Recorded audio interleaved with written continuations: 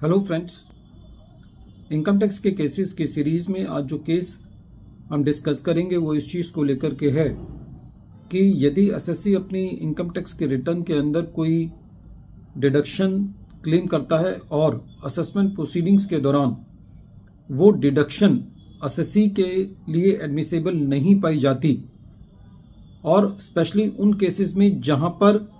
SSC उस deduction के criteria को किसी और की गलती की वजह से पूरा नहीं कर पाया, तो क्या ऐसे केस में एसएससी के ऊपर फर्निशिंग ऑफ इनएक्यूरेट पर्टिकुलर्स की पेनल्टी लगाई जा सकती है, स्पेशली उन केसेस में जहां पर एसएससी ने कोई भी इनएक्यूरेट पर्टिकुलर्स फर्निश नहीं किए हों और एसएससी ने खुद आगे आकर के अपनी डिडक्शन को सिलेंडर किया हो और उस पर इंटरेस्ट और टैक्सेस पे किए हों। यही इशू दिल्ली आईटीएटी की जी बेंच के सामने एक case deputy commissioner of income tax versus Sahil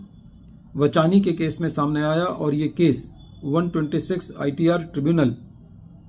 page number 172 पर रिपोर्ट हुआ और इस केस का जजमेंट 23 जून 2025 को आया। प्रेजेंट केस में एसएससी ने अपनी इनकम टैक्स की रिटर्न फाइल करी।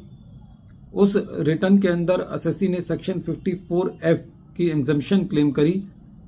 जब असेसमेंट प्रोसीडिंग्स चल रही थी तो असेसिंग ऑफिसर ने पाया कि जिस प्रॉपर्टी के लिए एसएससी ने सेक्शन 54 की एग्जम्पशन क्लेम की है वो प्रॉपर्टी टाइम पर कंप्लीट नहीं हुई। एसएससी का ये कहना था कि ये बिल्डर की गलती की वजह से ये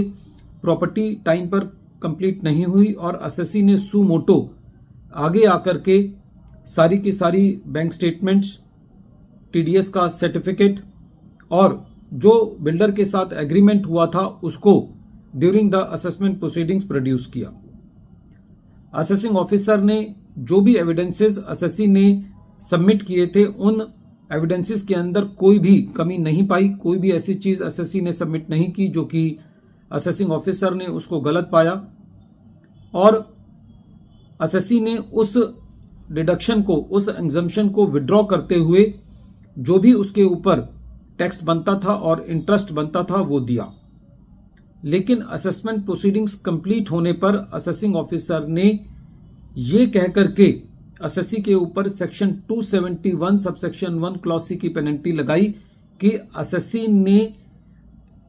इनकरेक्ट पर्टिकुलर्स फर्निश किए हैं क्योंकि वो प्रॉपर्टी टाइम पर कंप्लीट नहीं हुई।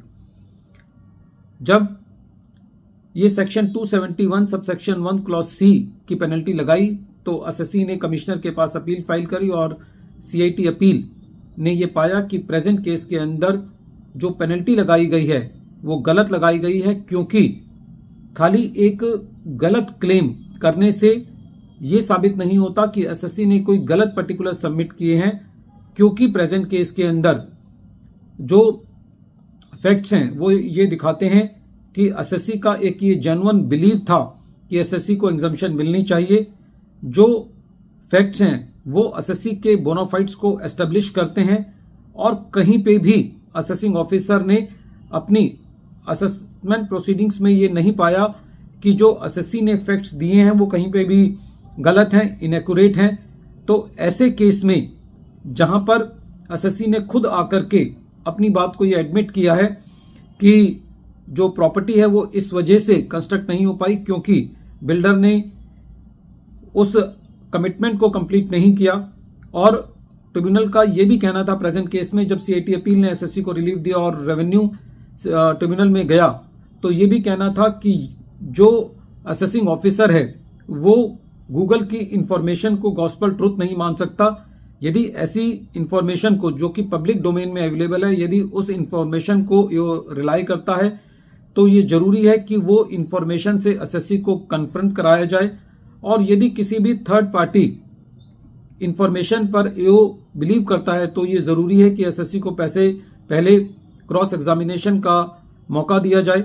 तो प्रेजेंट केस में ट्रिब्यूनल ने सीआईटी अपील के ऑर्डर को अपील रखा कि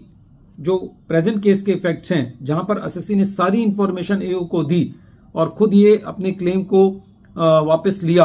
तो ऐसे केस में एसएससी के ऊपर फर्निशिंग ऑफ इनएक्यूरेट पर्टिकुलर्स का जो एलिगेशन है वो जस्टिफाइड नहीं है और जो सीआईटी अपील ने पेनल्टी को डिलीट किया था उसको ट्रिब्यूनल की 3 मेंबर बेंच ने क्वेश किया,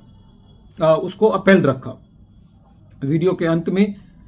एक बार फिर मैं केस का नाम रिपीट कर रहा हूं। केस का नाम है deputy commissioner of income tax versus